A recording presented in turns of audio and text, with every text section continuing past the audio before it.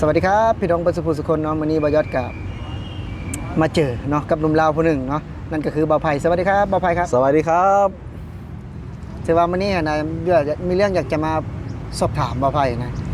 การที่อยู่กับนายจ้างไทยนี่7 ปีเนาะบ่าวไผ่เนาะแมน7 ปี 7 ปีเนาะอยู่กับ ปี นายจ้า กับง8 ปีนี่แหละประมาณนี้แหละ เป็นในการทำงานกับนายจ้างไทยนี่ ห่วยดีได้ ถือว่าเฮาก็บ่เคยทำงานที่อื่นมาก่อนบ่หรือว่าไง บ่เคยแต่ก่อนเคยทำงานคนอื่นมันก็บ่ถือใจเฮาปานใดนะก็ บ่ทำงานอยู่ลาวนี่เคยทำบ่ บ่เคย ก็คือมาทำงานไทยเลย แมน พอมันอยู่นี่7 ปีแล้วมาอยู่กับนายจ้าง แม ไท น ย แมน เป็นในได้แบบว่าเพิ่นอันนั้นน่ะเทคแคร์เฮาดีบ่ ดีดีหลายเรื่องแต่แค่แบบเป็นกันเองแบบพี่น้องนะบอกว่าแบบคือพี่คือน้องเฮาเองนี่แหละ อืม เออ แล้วเวลาเฮาคัดสนได้บัด ยามขาดเคินนี่ยังจังซี่บ่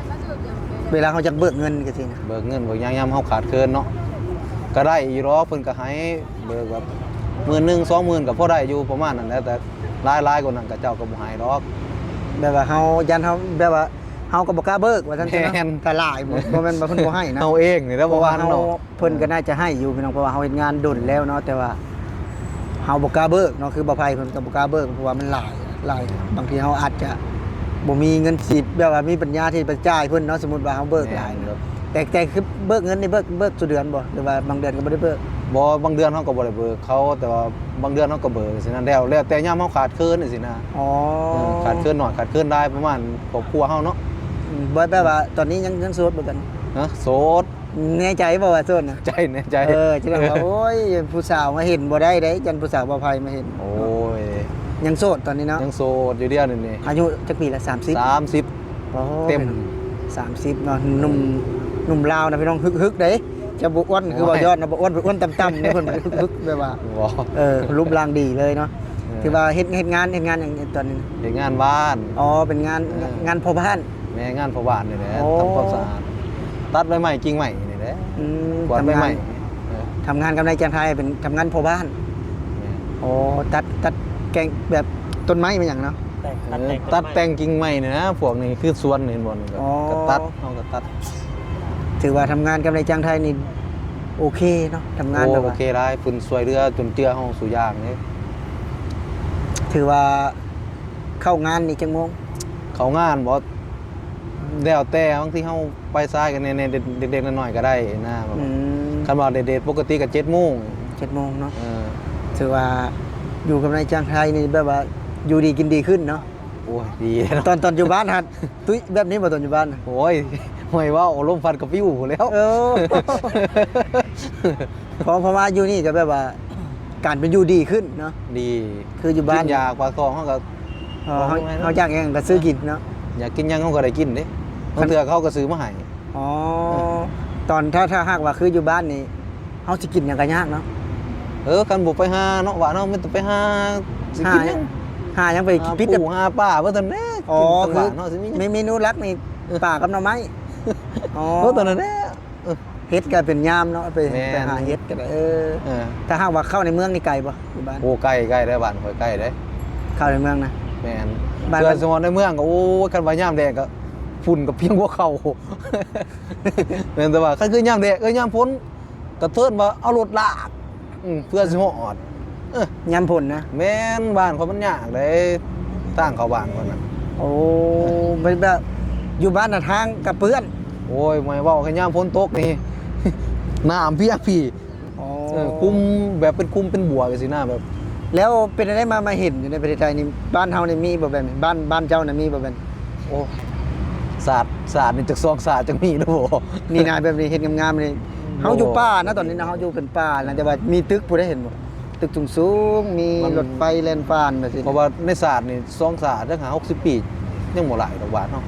เอาสมมุติว่าสิได้บ่รถไฟแล่นผ่านก็สินะสมมุติว่าเจ้านี่อยู่บ้านเฮานี่อยู่บ้านเจ้านะเพราะว่าบ้านเจ้านี่รวยแล้วได้บ้านเจ้านี่แม่นนะ คิดบ่พอ เอาปักคนใส่ปักเซแม่นนะ เออ คนปักเซนี่ว่าพ้นทุกข์แล้วรวยแล้วแม่นนะ คอยยังคิดบ่พอว่าบ้านคอยสิจะเดินจังไดอยู่เดี๋ยวนี้ ว่าเจ้าหันคนปักเซนี่อ๋อตอนนี้บ่ยอดอยู่กับคนปักเซนี่พี่น้องเพิ่นว่ารวยแล้วเด้คนปักเซนี่เห็นบ่รถน่ะเห็นบ่เบิ่งนั่นน่ะรถผมนั่นรถผมให้เจ้าซิมกันน่ะรถน่ะเห็นบ่ บ่ เบิ่งเออ สิได้เห็นบ่อยู่บ้านทำแบบนี้นะ บ่มีหรอกบ้านเฮาน่ะบ่คันมันบ่คอยังได้หรอกคันว่าบ่คอไงเนาะ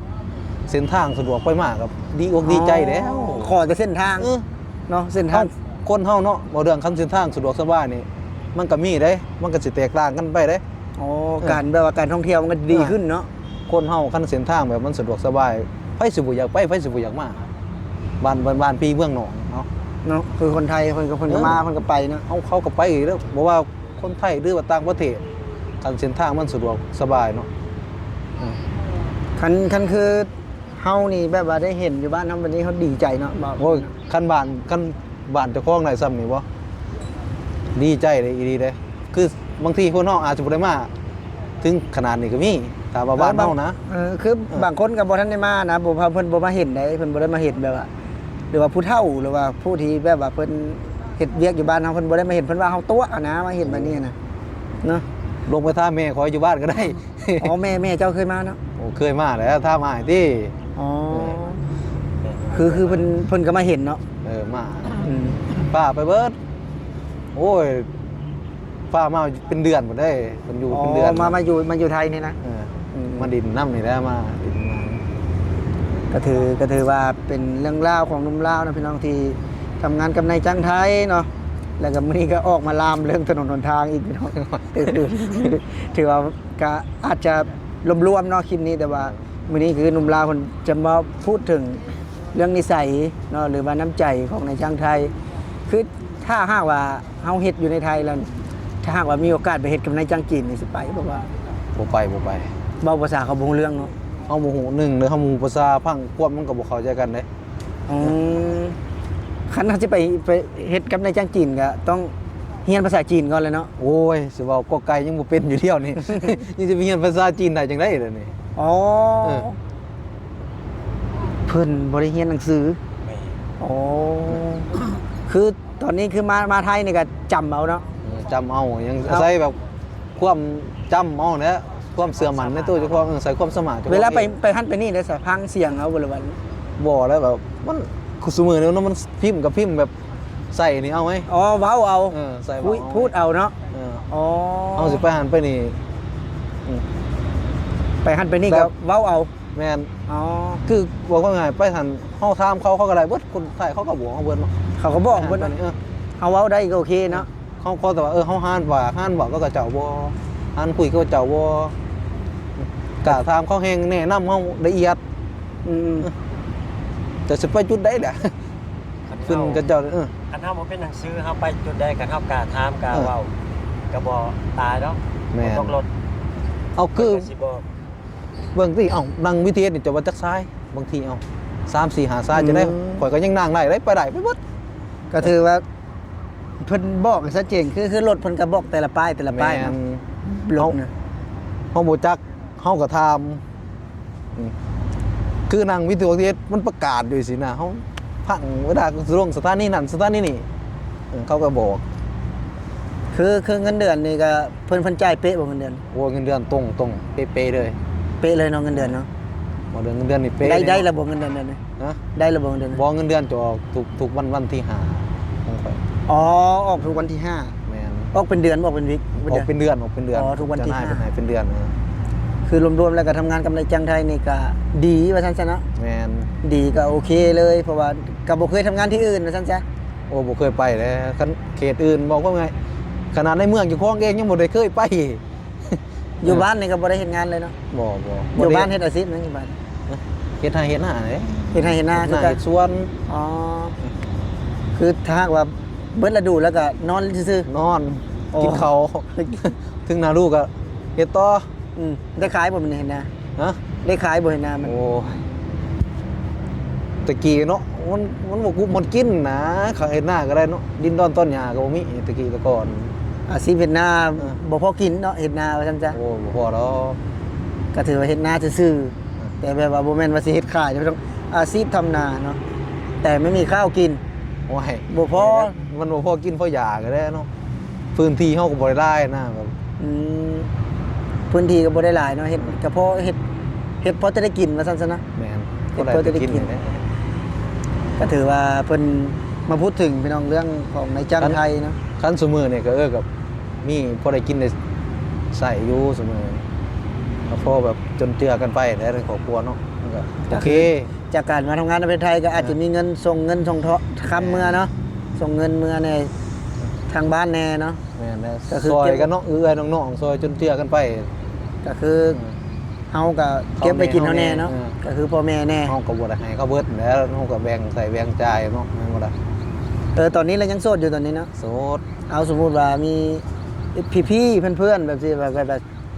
สนใจนี่สิติดต่อได้ทางใด มา ติดต่อเจ้านะติดต่อ ติดต่อกับบ่ หอยตั้งนี่เด้ตั้ง Facebook Facebook ซื้อใน Facebook นะ คำไผ่พิมพ์ว่าเสียง คำพิมพ์ยากเนาะพิมพ์ยากคือ TikTok เลย TikTok คือกันบ่ คำไผ่ คำไผ่ซื่อ คำไผ่ซื้อแล้วก็ TikTok ได้ ก็ถือว่าประมาณนี้พี่น้องสำหรับคลิปนี้เนาะบ่ยอดก็ขอบคุณทางบ่าวไผ่ที่เข้ามาให้แบบว่าให้ความคิดเห็นแล้วก็ให้แบบว่าให้ความรู้เนาะเกี่ยวกับนายจ้างไทยเพิ่นทำงานกับนายจ้างไทยมา7ปีพี่น้องก็ถือว่าก็เว้าได้หลายเรื่องหลายอย่างเนาะมื้อนี้ก็ถ้าหากว่าข้อมูลเนาะหรือว่าคำเว้าอาจจะผู้ใดที่บ่มักก็ขอโทษขออภัยเนาะก็สำหรับคลิปนี้บ่ยอดสิขอลาพี่และน้องไปก่อนสวัสดีครับบ่าว ส ไผ่ค วั รับ สดีครับ สวัสดีครับ